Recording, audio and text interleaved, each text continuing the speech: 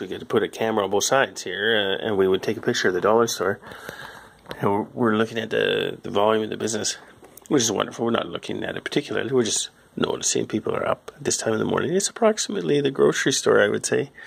Not for revenue, but for number of visits. Yeah, I'd say their average sales between $2 where people start and about $20 where people get off. Okay, I would say sometimes I think we got up to $40. Okay, on a purchase, $40, and then it's an emergency because it's too much. Even though, and we decided that they have quite a good pathway. That is quite good.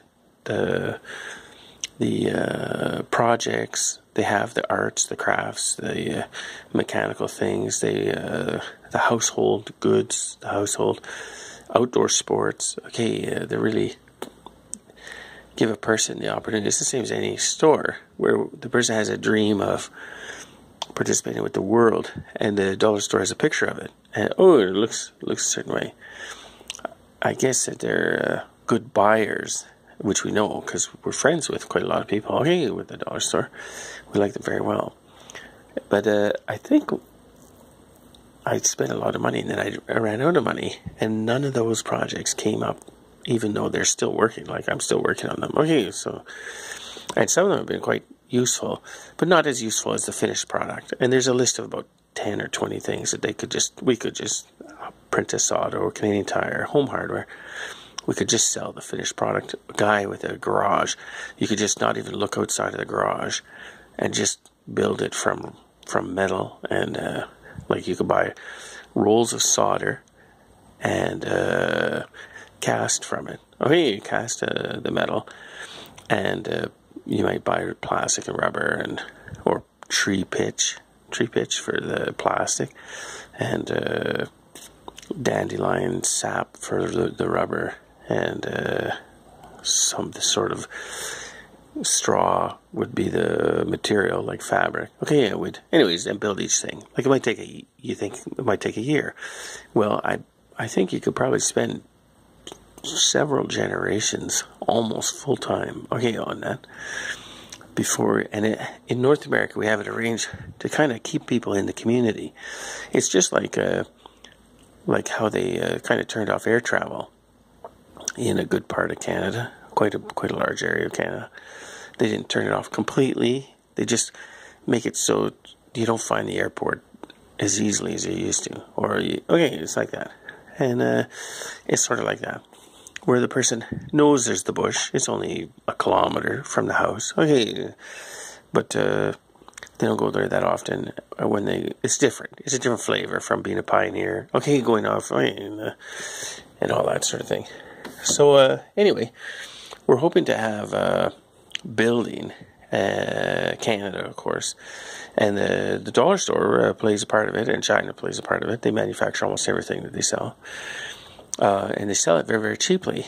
And they have I understand, a promotion that they want to have the product shipped from the door. They want to ship it.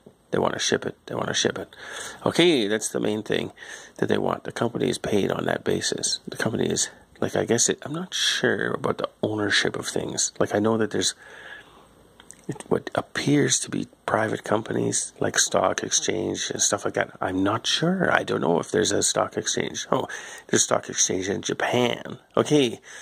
Oh, there might be a stock exchange, but it might all be government owned. I don't know. Okay, I'm not sure about any of those things. Somehow, the people are paid on the basis of shipping the product. They're not paid necessarily on the price. Okay, it doesn't mean that they want to lose money, but somehow the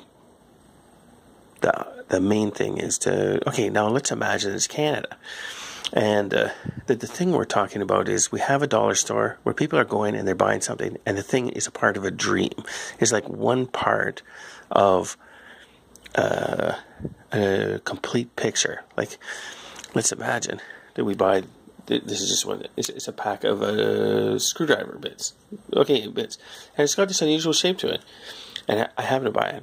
It's about $3 or $4. And And it's got this on the base, which I didn't notice before. And look at this. Now, the very, very next thing I was doing within the 30 minutes was making a little wood wheel with a drill in it to supplement a bearing. Oh, and that's the very, very thing for it, to get the drill exactly in the middle. And they have this size, and they have this size, and they have this size. Oh. So it's like we're on the same project, and they got the product to me in time for me to do it. Oh, yeah, on the basis of me needing something completely different. Okay, for it. So it's a little bit like that. Now, the Canadian person, let's say that they're in the forest or the bush, and that they are making something at the cottage. They live somewhere on Lake Nipissing. They have a boat. They might have a car all the time, or maybe occasionally, or something like that. And then they want to get the product to the hardware store that sells stuff that people craft, or the Canadian Tire that sells stuff that people craft. Things that are in the area of Lake Nipissing seem to do that. We could call the lake that. Like they have the French River system, that goes all the way to Georgian Bay, and all the world, is accessible from there. And they have Lake Nipissing and North Bay, and they have a sort of a person can bring something they made themselves, and they might be able to sell it there. Now, I don't know. I haven't got anything in there, but I asked about something, and I got a conversation on it. I got a conversation with 1, 2, 3, would say 3 people. 3 or 4 people. So it's almost like we could almost get a placement of a craft or a product or something like that. Then imagine it's the same with the dollar store, that they have an area for it. We're like nationwide, 1,000 stores, that they make a little place where a person can make something and they can put it there and sell it. It doesn't have to go CSA. It doesn't have to, I don't know what, like all those things. It just comes with a artwork that says, this is this, do this, don't do that. Like that. It's the best effort. If it sells, they might do like, I remember when I registered my restaurant years ago, don't fill in the application if you haven't had $30,000 of sales. Because we don't want to have 10 million businesses that have $100 of sales. And we're sending out paperwork and assigning accounts. We have to employ people. So if you don't have any taxes whatsoever, don't. So it's just like that. You don't have to go through all the hoops if you haven't sold more than and the people who buy it, they're in the pool with you. They have that amount of risk. That's the amount of risk they have until it's selling 500 units, or something. Then at that time, sometime, you start to change the packaging up. You start to make it look more professional. That's how it looks. So it probably has to jump through those hoops. Now we need to get the stores to jump through the hoops. We need the stores. They're offering stuff. It's $1, $1, $2, $3, 70 cents, 80 cents. That's the price range of little craft. That's the price range where a person might enter. Sometimes it's $30 or $40 or $100 or $200 or $300 for artwork. It depends. But somebody might make stuff that fits with it. They need a little area, like a 1 meter or 5 meters. This much of the store is for stuff that people make within the community. Stuff that, and when somebody comes in, I think they need to buy it. I think we need to require them to buy it. I don't think they need to buy it twice. I think they can say it doesn't sell, or they could say I'm not sure. Somehow we have to work it out that the person gets an income. The person makes a go of it. It might be an Eskimo. They're making their way south. They're living in an igloo or a tent of furs or something.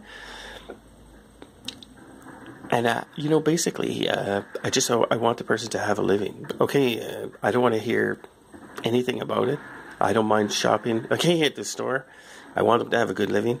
I want the community to support whoever it is. If they're living in the forest, I want them to become, like somebody say, well, we want to have their work in the community, and then they build up wall about people not going out of the community, or they get eaten by a bear.